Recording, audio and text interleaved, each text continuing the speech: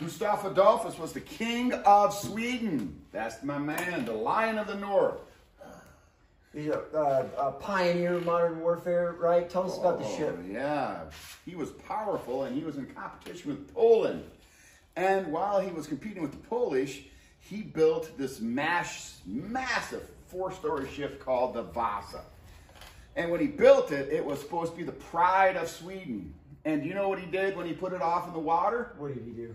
They had the whole city of Stockholm come and watch the Vasa float out.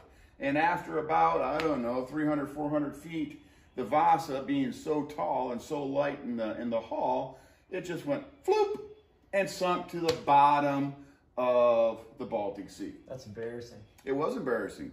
And you can go to Stockholm today and they have a huge museum because they brought the Vasa back up and put it in the museum. You know what that museum's called? The Museum of the Vasa. Because that's what the Vasa is. Aptly named. We also have Henry VIII up here. So young, so skinny. All right. And Pope Julius, who had the painting of the 16th chapel. Not the 16th, the 16th. We're talking about World II Standard 3, and we're looking at the Reformation, the Protestant Reformation, in terms of impact on Western civilization. So we're looking at the Reformation's impact on theological, that's the study of religion, theological, political, and economic differences that emerge. We're going to talk about Martin Luther, John Calvin. We're going to talk about Henry VIII, all right, and why he took England away from the Catholic Church. And we're going to see some conflict regarding that later on. So we'll talk about religious conflicts. We'll talk about the Inquisition. All right, we're going to talk about changing cultural values, traditions, and philosophies, and the role that the printing press is going to play in all of this. So let's take a look. We've got some conflicts that challenge the authority of the church in Rome. What church in Rome are we talking about? Would that be, I don't know, the Roman Catholic Church? Catholic Church. So for like, you know, a long time, the Christian religion was a little bit monolithic, I guess.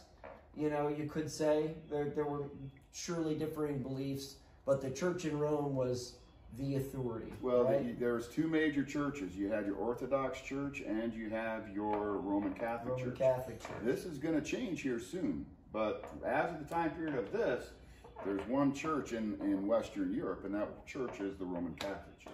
You have an emerging merchant class. We talked a little bit about some other civilizations of the world like China and Japan, who sort of became suspicious of their merchant classes and sort of tamped down, you know, international trade. But you can't really say the same for Europe. The merchant class is going to start to challenge the old ways, the ancien regime, you know, and this merchant class, as it acquires wealth, is going to become more powerful. Mr. Anderson, you want to explain usury? Well, the church for years have said the concept of usury. Usury is where I give Mr. Pierce $5 and I say, Mr. Pierce, I want $5 back, but I want 20% interest. That's a lot of interest. Well, you know, hey, it's $5. So I'll give him that money and I'm not going to get $5 back. I'm hoping I get $8 back because I'm getting interest on the money that I lent him. That's called usury. When you lend money, then you're lending money. But if you lend money and expect interest back, that's usury. And the church said that was a sin. And during this time period, usury takes off because these merchants can go out and Mr. Pierce might only have enough money to buy, let's say, 2 or 3 boats. But if he borrows money from me and I can give him enough money to buy 10 boats, what just happened to your income? It went tenfold. So usury starts to happen when people are borrowing money. The church can't get its fingers in this, so you have private businessmen getting into usury, lending money. Something to think about here too, just looking ahead, you end up with, because of sort of Christian aversion to money lending, a lot of Jewish people in Europe start money lending, and herein lie the roots of some anti-Semitism in Europe, as in hostility toward Jewish people. Because they were non-Christian, because they were lending money, they're going to become vilified in the long run, and this is going to have some repercussions down the road. The nobility are also going to challenge the authority of the church in Rome. The nobility, the elite, right, the princes and kings and queens. You know, they don't like to share their power or have to, exercise power with the approval of the Pope and with the Catholic Church. They don't want to share money and resources with the Catholic Church. And so when the opportunity to sever ties with the Catholic Church presents itself, some of them are going to take it. And plus, when you talk about the Roman Catholic Church, the bulk of the popes that come through the Vatican are from Italy. And a lot of the Germans and the English are like, hey, we're not getting represented here. It doesn't matter, what we do, the Pope's always going to be on Italian. Right. Something else that we're going to run into is the sale of indulgences. And to understand what an indulgence is, you have to understand Catholicism a little bit. So, like, if, me and Mr. Anderson have a dead relative, they could be in one or three places according to the Catholic faith. So they might be in heaven, in hell, or in purgatory. So that's middle ground, guys. If you're not bad enough to end up in hell, but not good enough to end up in heaven, you end up in purgatory. Now, what they used to say is, you could do a good deed, a good act, right? And that would get your relative out of purgatory. Well, you've got all these people with lots of money, right? And so they said, well, maybe I can just give money to the church to do a good act for me, and that would get my relative out of purgatory into heaven. Well, then over time they said, well, I trust the church to make the decision, so I'll just give money to the church and let the church decide what to do with it. And basically, what are you doing? You're buying what? You're buying your relative out of... You're buying salvation. Purgatory. Which, buying your way into heaven obviously did not agree with a lot of people. And there was a brisk business done in this too. People would travel around, like traveling salesmen, roaming around Europe, selling salvation, and that bothered a lot of folks. All right. So, especially this guy, right? Martin Luther. Martin Luther. Do you want me to do this one? Yeah, go ahead. Martin Luther was actually born. He wanted to become a lawyer. And one day while he was coming back from a bar, I believe, he was in the middle of a lightning storm, and he prayed to God that if God would protect him, he'd become a monk. Well, guess what little Martin Luther does? Martin Luther becomes a monk. And while Martin Luther becomes a monk, he is highly intelligent. He's a smart man. He goes to Vatican and he sees all of this, the underside, if you will, of the church.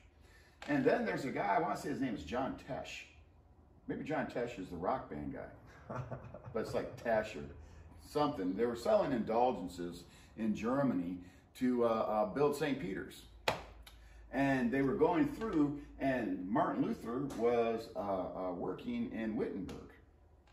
And when they went to Wittenberg to sell these indulgences, Martin Luther wrote a thesis, 95 reasons why you shouldn't do indulgences, 95 reasons why the church is not right, but the church is wrong.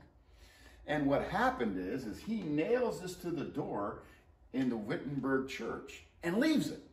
Now, 200 years earlier, do you know what would have happened with that? Oh, nothing. Yeah. But there was a new invention that happens.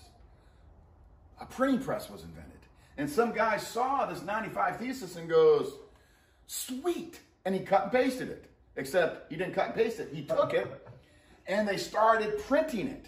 They printed thousands and thousands of copies of the 95 thesis. And people started to read this thesis and they started asking themselves, yeah, if the church can free my dead relative from purgatory, wouldn't they just do it by nature instead of charging me for it? People start doubting the power of the church. And what happens is Martin Luther, when he nails that thesis to the church, begins this new time period that we're going to call the Reformation. And the Reformation is no more than the changing of the Christian church. It's like the Christian church is this large river, and then it starts forking off. And it forks off into something called Protestantism. Now, Protestantism means the protest. They're protesting the Roman Catholic Church.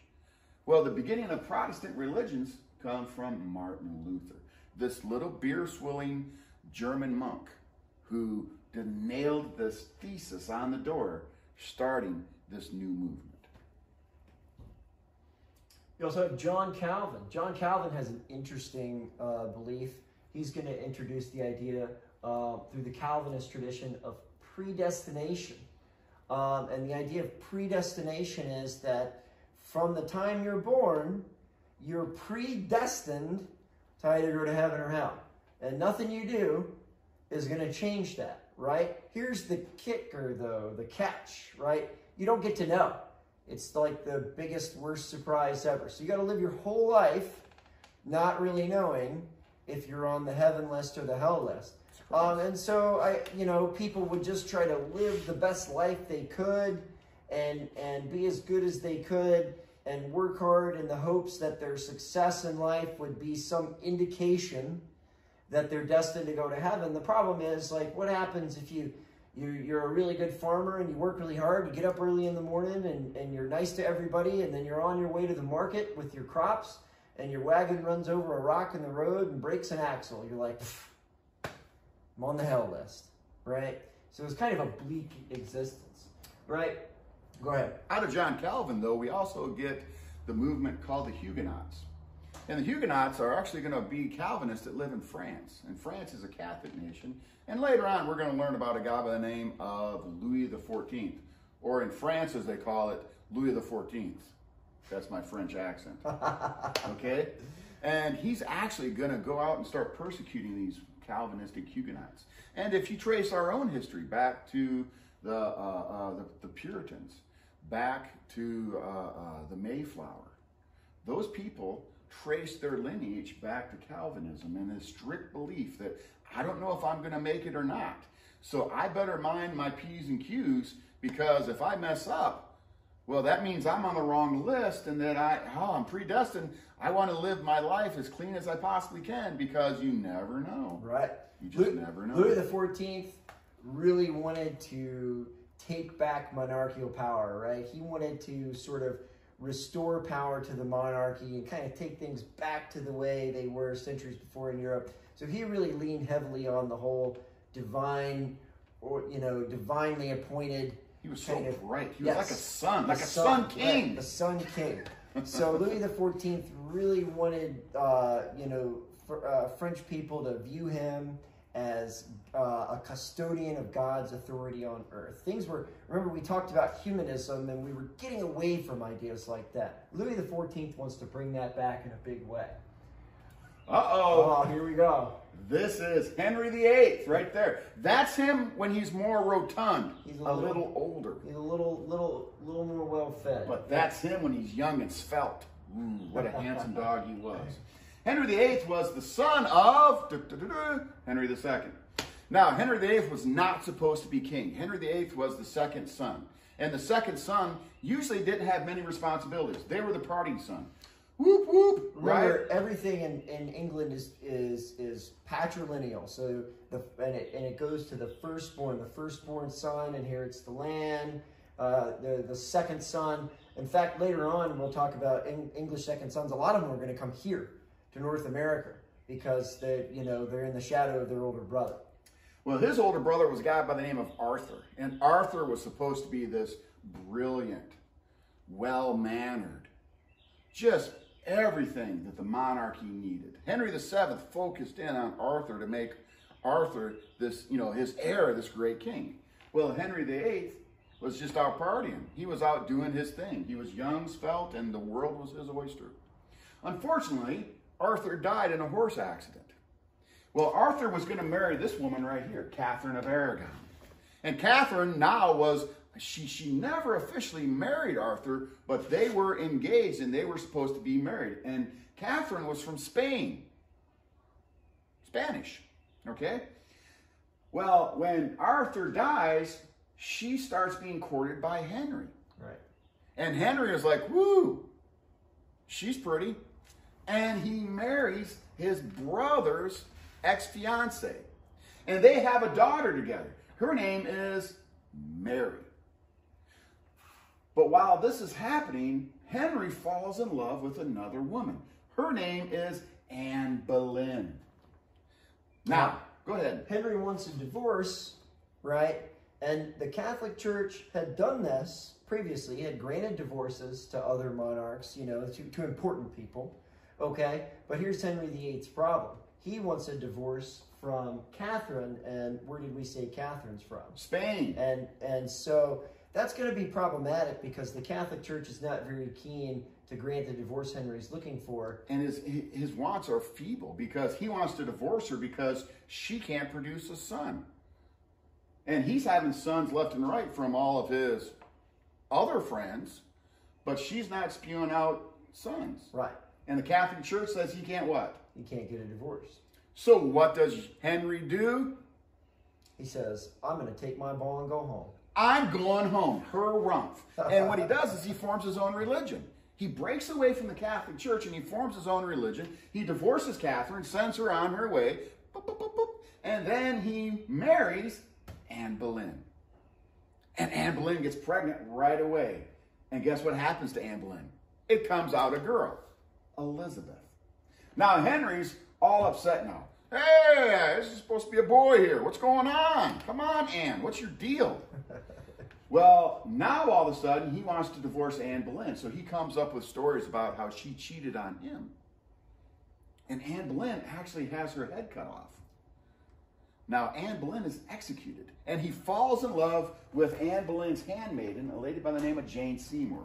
And Jane Seymour actually has a male heir, Edward VI. But she dies in birth. So now Henry's left without a lady friend again. So what does Henry have to do? They don't have what's that? Chat snap? What's it called? I think it's called Snapchat. Snapchat. They don't have Snapchat where you can just go through all these pictures. They have paintings. And he sees this painting of Anna Cleves. She's from the Netherlands. And he's like, falls in ooh, that's a pretty totally lady. Normal to fall in love with a painting. With a painting. Mm-hmm. And he calls for her, and they're destined to be married, and they've never met. So this could be like kind of looked at as sort of the old version of Facebook stalking somebody. He Facebook stalked. He Facebook stalked her. Hey, I saw a picture of you. She's so pretty. I really like it. And they met each other. And when they met each other, she was repulsed because he was no longer this svelte young man. He was Henry, the rotund. Yeah. And he saw her and he was like, you don't look like that painting at all. That guy made you look a lot better than what I'm seeing right now. He got catfished. I don't know what that is. I think it's where people put fake pictures of themselves on the internet. There used to be like an MTV series about People have way too much free time. Yeah, I think so. And what happens is they annul their marriage. They annul their marriage. So their marriage is kind of spotty. But he then falls in love with Catherine Howard. And Catherine Howard is this young, vibrant, beautiful woman. And he is older. He doesn't have the energy he used to have. He can't keep up with her. And before you know it, she finds younger men that can. So guess what happens to old Catherine Howard? She doesn't make it. She winds up getting her head cut off. And his final wife is a person called Catherine Parr. Catherine Parr is older. She's matronly. And their marriage is not built necessarily on love. It's built more off of her taking care of all of his children. Now, that being said, by the time you get to Catherine Parr, Edward's trying to get back with the Catholic Church. Edward realizes that, oh my goodness, I was young, I was impulsive, but by the time he does this, it's too late.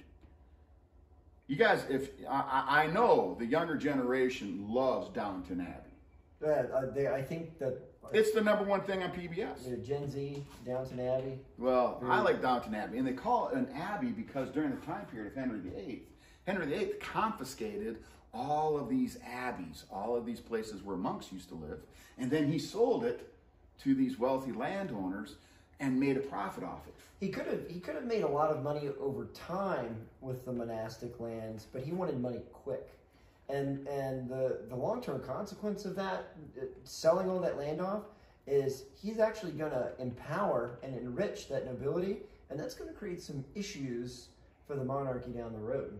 And the fact that his male heir dies young. Yeah. We like to think of like the king back then as pretty supreme, but you got to remember that the king is always surrounded by this nobility, and they're always vying for power. And the king has to go to them for money, right? And in exchange, he's got to do them favors. And by giving them all this land, the power balance has shifted a little bit. And so those landowners are now, in the future, going to be a little more powerful, right? And the king's going to have to contend with them a little more. And Parliament's going to become a little more powerful. And what you're seeing is, because of that sale of land, the monarchy diminishing a little bit. So what we can tell up to this point is now Germany is no longer what? Well, there isn't a Germany, but Prussia. Right. And all these German-speaking nations, for the most part, are breaking away from the Catholic Church. Mm-hmm. Now you have England. England is now what? Well, breaking away from the Catholic Church. for the most part. The Catholic Church is losing footing in the West. All right. So the Roman Catholic Church, like we said, had little competition, but resistance to the church is going to lead to the Protestant Reformation, the Protest religions, all of these denominations that are going to pop up in opposition to the Catholic Church. And this is going to change the political and economic landscape of Europe in big ways, right? So here's the Reformation in Germany. Now, remember that we said that there's some advantages here for some of these rulers to adopting these protest religions. It helps them break away. You saw with Henry VIII how it was advantageous to him to not have to be beholden to the Catholic Church's authority. Well, a lot of these humanist princes across Europe are to say, hey, you know what? I'm going to get on board this Protestant thing and break away from the Catholic Church too. And so in northern Germany, you're going to see a lot of these princes convert to Protestantism. And that means the Pope's authority is going to be very limited. Now the problem is that the largest family, one of the largest, most powerful family, actually live in Austria. It's the Habsburgs. The Habsburgs. Now, yes. what happened is they had Maximilian I, a Habsburg king. He had like 14 children. And out of those 14 children, they married all the heads of state in Europe. So before you know it, most of Europe, Spain has a Habsburg in charge of it. Was it Carlos II? I can't remember. It was one of the early Habsburgs. He might have been later. Yeah. But you had the Habsburgs taking over Spain. You have the Habsburgs in Austria. The Habsburg go, they go into Bavaria, Bohemia. The Habsburgs are they just spread all over Europe. And what happens is that they become the protector of the Catholic Church. Remember, we talked about the Holy Roman Empire. Well, the Holy Roman Emperor, the first one was Charlemagne. Well, there's still a Holy Roman Emperor, and now the Habsburgs are these Holy Roman Emperors. They're in charge of protecting the church. And what happens is we have a war. It's called the 30-Year War. And it lasts, hold on, for 30 years. Okay? Now, this war starts off, it's Protestants versus Catholics.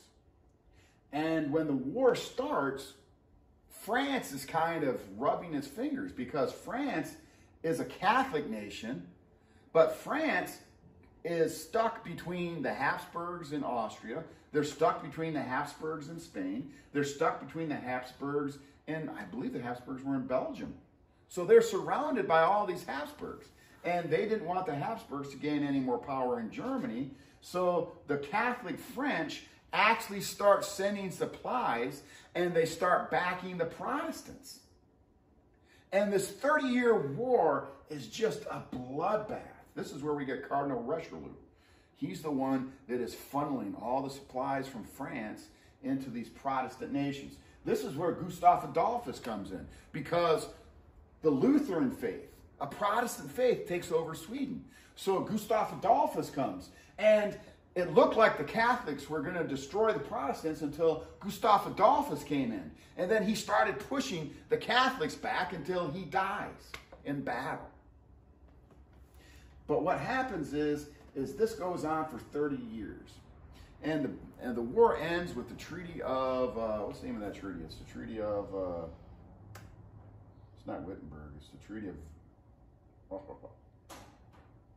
you're going to have to edit this out because I forgot the name of it off the top of my head. Yeah, I'll edit it out. It's the Treaty of, starts with a W.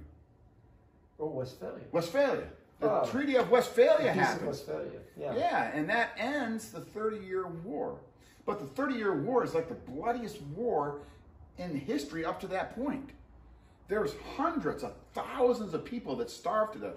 And what would happen is you'd get a Catholic army come in. They would steal all they could from the people, and then they would burn everything they couldn't eat. So the next army coming through wouldn't have anything to eat. Scorched earth. And then the Protestants would come in, and they would see that you hid food somewhere. And they would get your food, and then they would burn everything so that the Catholic army, when it came through, wouldn't have anything. Well, this means that you have thousands of people starving to death. And during this war, you actually have people vying for people that were hung. People would get hung, and then when that person would die, they would bid on the meat because they were starving to death. When this ends, when the 30-Year War ends, it marks the beginning of a new time period. People are not trusting faith anymore. Faith caused millions of people to die. Religion caused all these deaths, they thought. So they start looking at a new area. They start looking into science. So what's the new time period we're going to go into? We're going to go into the Age of Reason. The Age of Reason, the Age of Enlightenment. The Peace of Westphalia also creates our idea of the modern state, right? Because they agree on these borders, these set borders. And so the definition of a state is a set territory with a population and a government. And the Peace of Westphalia basically establishes that. It wasn't really something a concept that people had before then. It's also going to launch an age of colonization, because by agreeing to the Peace of Westphalia, they say, okay, these are your borders, these are my borders, and they're still going to fight each other, but they're going to look beyond Europe. And that's part of something called mercantilism that we'll talk about. They're going to look beyond Europe for resources and more land and things like that. And so there's going to be a sort of a rush to colonize and claim, Africa, Asia, the Americas, as partly as a result of this Peace of Westphalia. And there's your map, 30-Year War. You can see Gustav Adolphus coming in, doing his thing. Gustav Adolphus, my man. All right. Do you want to do the top part? Now I'm not the bottom part. So, like we said, the Reformation in England, we see the Anglican Church, the Church of England, thanks to Henry VIII wanting a divorce, becoming the national church. So, and this is the case throughout the British Isles. It continues to be the case, right? I believe Elizabeth I started to introduce some limited tolerance of Catholic practices, and the Reformation contributed to the rise of capitalism. All right, so we talked about those merchant classes that are lending money and the rise of merchant classes. We're no longer beholden to the Catholic Church, so we're going to see a more capitalist type of economy. And what happens in England is this: Henry VIII dies. When Henry VIII dies, he has one male heir. That male heir is a guy by the name of Edward VI. Now, Edward VI dies at 14. He's never a healthy child. His whole life, he's struggling with different illnesses. And I believe he dies of tuberculosis at the age of 14.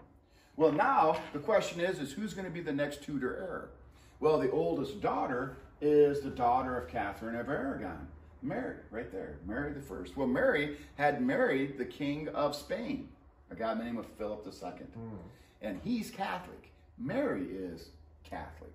And what happens is now Mary goes around and they start persecuting Protestants in England. And they call her Bloody Mary because of this. They make a drink called Bloody Mary. They call it Bloody Mary because of all the blood she spilled of Protestants. Right. Now, she never has any children, and we believe she dies of ovarian cancer. Now, when Mary dies, who's next on the list?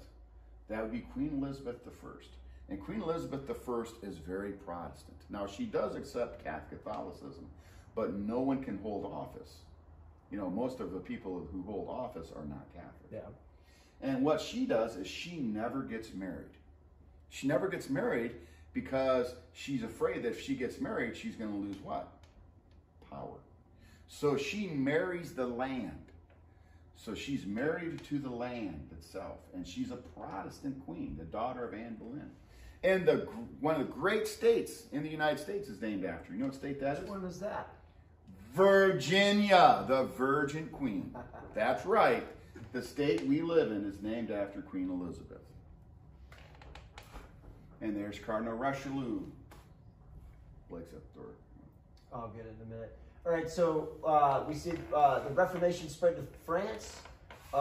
We talked about those French Protestants, the Huguenots, right, who wanted to worship, who wanted freedom of worship, rather. All right, so the Catholic monarchy actually gives these Protestants permission to worship as they please. And that is issued through the Edict of Nantes. But it doesn't last long. Because eventually Henry the 14th winds up persecuting. Yeah. Or not Henry, Louis the 14th. Remember Louis the 14th, the Sun King, wants to restore what they call like the ancien regime. Basically the idea that, you know, the monarch is all powerful, ordained by God. And so, you know, Louis the 14th builds a huge palace. His bedroom is right at the center of it. And he really does try to kind of set himself up to be like divinity on earth. And you can't have that with Protestant religions and things like that. So and there's Cardinal Richelieu right there. Yep. And he's the one that changes it from a religious war to a political war. Because remember, Richelieu is the one that was speaking for the King of France. And Richelieu was the one that said that, you know, the French were afraid. They were afraid of the Catholic Habsburgs gaining too much power. So Richelieu turned the 30-year war from a religious war into a political warfare. By the end of the 30-year war, it didn't matter what religion you were. It was actually a lot of people fighting in the 30-year war were mercenaries. It didn't matter if you're a mercenary, if you're Catholic or not. You're fighting for the person who's giving you the most what? Money. Moolah, cash, if you will. So the Reformation rooted in theology, but remember we said there's going to be economic and political repercussions, right? So the wars obviously are destructive, okay? But at the end of the day, you got to think about what are they really fighting over from the religious perspective? How to worship. They're all Christians. They're just fighting over things like rituals and you know what we call, you know, denominations of Christianity today. Now, of course, it was a little deeper than that, and there's a lot of money and power and territory involved. So they're not just fighting over how to worship, but that is a big part of it. Okay, all right. So the Catholic Church, at first, is a little slow to react to the Protestant Reformation, right? They're going to be a little bit late to the game, but they are going to react, yes. And that is called the Counter-Reformation. So they are going to try to reassert Catholic authority across Europe. The Catholic Church says, not so fast, you know, we're down but not out. And they're going to start a new type of society, the Society of Jesus, or what we call the Jesuits. And the Jesuits are there to counteract the Protestant Reformation. They're full of energy. They're vigorous. They want, you know, they're converting people to Catholicism. And with this vigor, you're also going to have consequences. And the consequences of this vigor is going to be the Inquisition. And the first, yeah, I'll let you talk what Inquisition is, but the first major Inquisition happens in Spain. Now, those of you who took World History 1 know that for most of the Middle Ages, Spain was controlled by the Muslim Moors. Mm-hmm. And the Muslim Moors were very accepting of Judaism. So when we talk about Spain during this time period, there's going to be Jews, there's still going to be Muslims in Spain. And what happens is they start having the Inquisition. And an Inquisition is where you have to believe one doctrine. And if you don't, you're going to be persecuted. You're going to be tortured. And I'll let Mr. Pierce cover that one. So, I mean, basically, if you were suspected of doing something that was, you know, not Catholic, You would be hauled before a tribunal, basically, of religious leaders. And that tribunal was called Inquisition. Inquisition. They were inquisitors, and so you would be interrogated, probably tortured. Sometimes they would give you a chance to renounce your actions. You might be put. If you're lucky, you might end up on like house arrest or in prison or something like that, or they would just burn you at the stake. And we'll talk a little bit about some folks, who, basically anything, we're going to see a breakthrough. We were talking about the Age of Reason, the Enlightenment. We're going to see some people introduce some new ideas.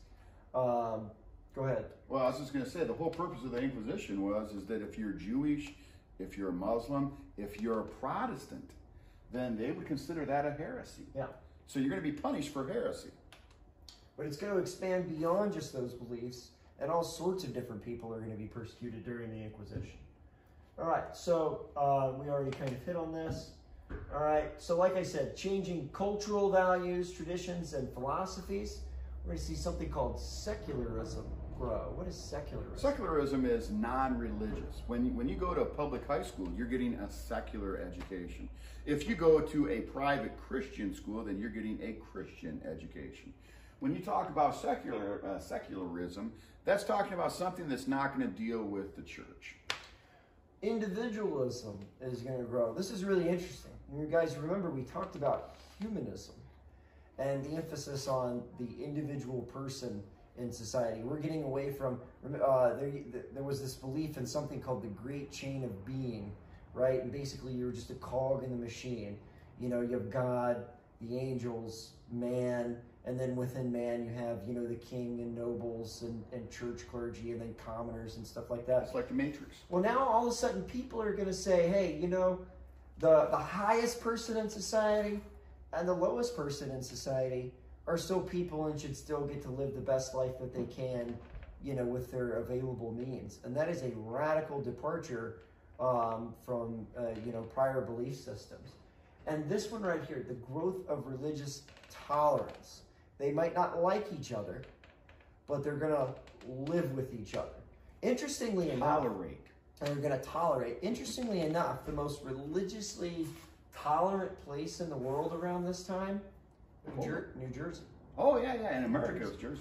If you went to the middle colonies and you went, you would find lots of different religious groups. And especially if you were Jewish, one of the safest places in the world you could live was New Jersey. People just wanted to do business.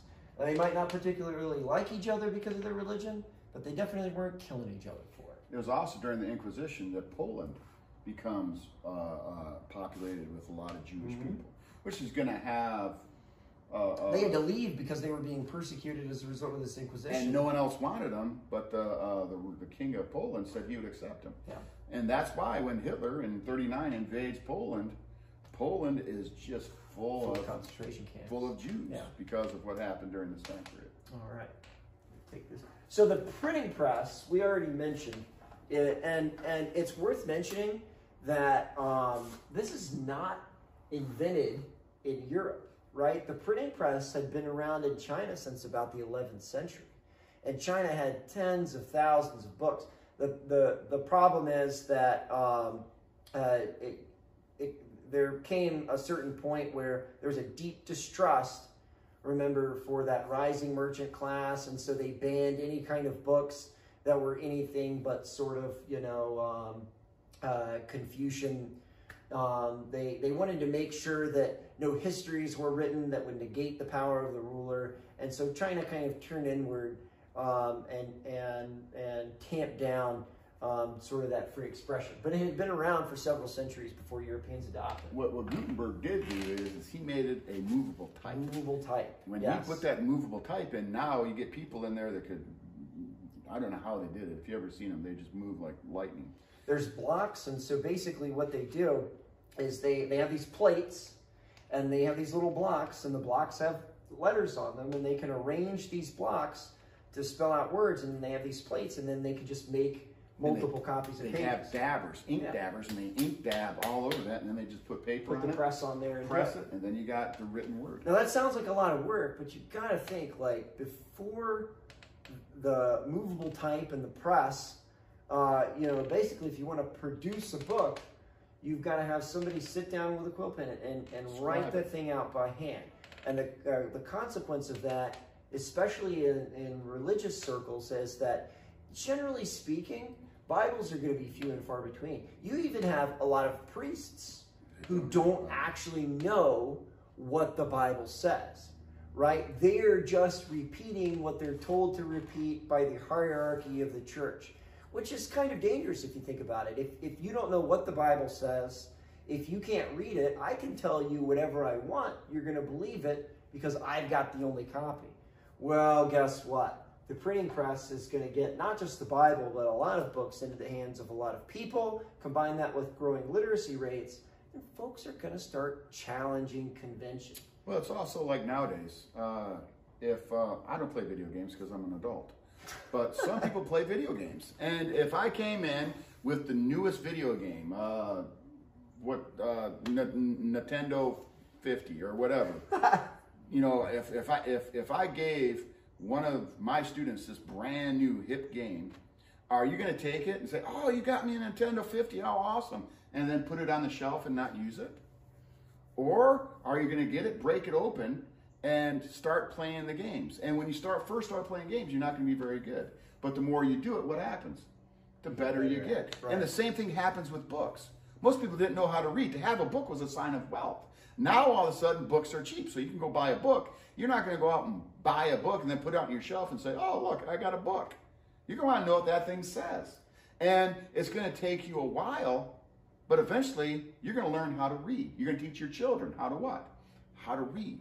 This is very dangerous for people who would like to maintain a very tight grip on power. And you can look across history and find many examples of people that want to exercise absolute power. One of the first things that they do, you can look at New World slavery, you can look at China under Mao, you can look at all of these different historic examples. They try to limit access to information.